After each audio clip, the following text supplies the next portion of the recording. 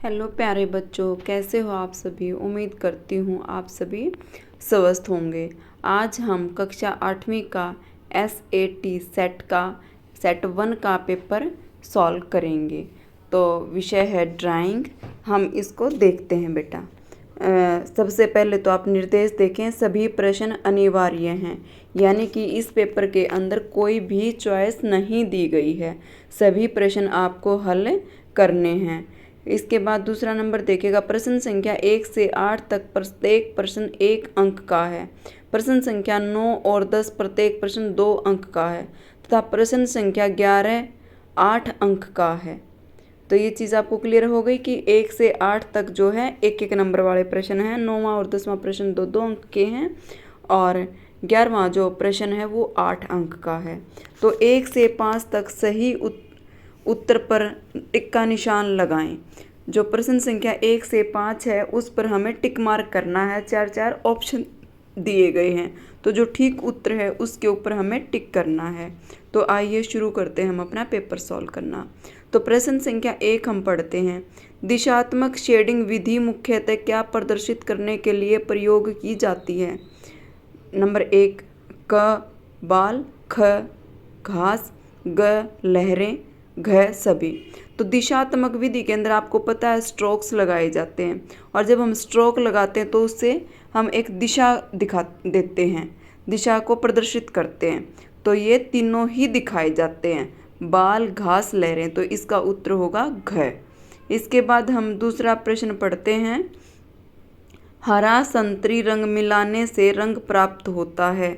हरा रंग और संतरी रंग मिलाने से कौन सा रंग प्राप्त होता है। ऑलिव, ब्रिक रेड, बैंगनी, स्लेट। तो ऑलिव रंग प्राप्त होता है। बैंगनी तो आपको पता है लाल और नीले का मिक्सचर है। ब्रिक रेड लाल और जो है ब्राउन जो चॉकलेटी रंग होता है उसका मिक्सचर है। तो ये किस किस का मिक्सचर है। ऑलिव, हरा और संतरी रंग मिलाने से ऑलिव रंग बनता है। इसके बाद हम देखते हैं प्रश्न संख्या 3। तो प्रश्न संख्या 3 हम देखेंगे अभी ध्यान से। इसके अंदर दिया गया है विंसेंट वान गो किस देश के महान चित्रकार थे। क भारत, ख नीदरलैंड, ग अमेरिका, घ इटली। तो हमने इसको पढ़ा था, जब हमने विंसेंट विलियम वान गो के बारे में पढ़ा था तो वहाँ पर हमने पढ़ा था कि इनका जन्म कहाँ हुआ था, नीदरलैंड में। तो विंसेंट विलियम वैन गो किस देश के चित्रकार थे, नीदरलैंड के। अब प्रश्न संख्या 4।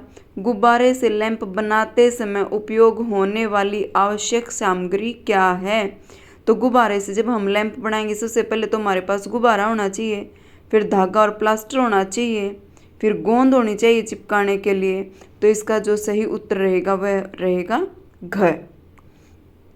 प्रश्न संख्या 5। किस ग्रेड की पेंसिल का सुरमा मोटा, मुलायम और गहरा होता है। क ए, ख बी, ग जी, घ एच। तो पेंसिल कौन से ग्रेड की होती हैं, बी और एच। ए और जी तो वैसे ही नहीं होगा। तो बी वाली पेंसिल कैसी होती हैं, सॉफ्ट, जिनका सुरमा मुलायम और गहरा होता है। और ये पेंसिल क्या काम आती हैं, शेडिंग करने के काम आती हैं। इसके बाद प्रश्न संख्या 6 से 8 जो है वो सत्य और असत्य पर टिक का निशान लगाए। तो हम प्रश्न संख्या 6 देखते हैं। नारंगी रंग त्याग और बलिदान का प्रतीक माना जाता है। नारंगी जो रंग है, ऑरेंज जो रंग है, वो त्याग और बलिदान का प्रतीक माना जाता है। ये बात कही गई है। तो ये बात सत्य है या असत्य है, यह बात सत्य है। तो प्रश्न संख्या 6 का सही उत्तर क्या रहेगा, सत्य। इसके बाद देखिएगा हम प्रश्न संख्या 7 देखेंगे। लियोनार्दो दा विंची भारत के प्रसिद्ध चित्रकार हैं। लियोनार्दो दा विंची का जन्म कहाँ पर हुआ था, इटली में हुआ था। तो ये कहाँ के प्रसिद्ध चित्रकार हैं, इटली के। लियोनार्दो दा विंची का जन्म कहाँ पर हुआ था, इटली में। तो ये कहाँ के प्रसिद्ध चित्रकार हैं, इटली के। इसके बाद है प्रश्न संख्या 8। व्यास वृत्त को 2 समान भागों में बांटता है। बिल्कुल सही बात है। तो इसका उत्तर रहेगा सत्य। हमें सत्य पर टिक करना है। इसके बाद प्रश्न संख्या 9 देखिए। रंगत क्या है, मूल रंगतों के नाम लिखो। रंग का नाम ही उसकी रंगत है। मूल रंगत कितनी है, 6। प्राइमरी और सेकेंडरी जो हमारे रंग थे वो, जैसे लाल, पीला, नीला, हरा, नारंगी और बैंगनी। तो ये हो गए रंगतों के नाम। इसके बाद अगला प्रश्न है, वृत्त की परिभाषा लिखो। वृत्त की परिभाषा हमने पढ़ी थी, वक्र रेखा से घिरा हुआ क्षेत्र जिसकी केंद्र बिंदु से परिधि तक समान दूरी रहती है वह वृत्त कहलाता है। प्रश्न संख्या 11, ठंडे और गर्म रंगों का रंग चक्र बनाएं। तो हमने ये भी प्रश्न पढ़ा था बेटा, ठंडे रंग वो होते हैं जो पानी जैसे रंग होते हैं, यानी कि जो जैसे कि नीला, हरा, आसमानी, ये सारे के सारे ठंडे रंग हैं। और गर्म रंग वो होते हैं जो आग जैसे रंग होते हैं, जिनसे हम आग को प्रदर्शित करते हैं, जैसे कि पीला, लाल और चॉकलेटी, ये सभी जो है गर्म रंग हैं। जिन रंगों को देखकर हमारी आँखों को ठंडक मिलती है वो तो ठंडे रंग हैं, और जिन्हें देखकर हमें गर्मी का एहसास होता है वो गर्म रंग हैं।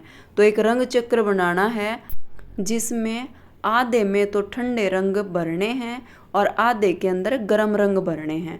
ठंडे रंग वो हैं जो पानी जैसे होते हैं जिनसे हम पानी को प्रदर्शित करते हैं, और गर्म रंग वो हैं जिनसे हम आग को प्रदर्शित करते हैं, जैसे कि हरा, नीला, आसमानी, ये तो ठंडे रंग हो गए, और ऐसे ही पीला, लाल, चॉकलेटी, ये जो है गर्म रंग हो गए हैं।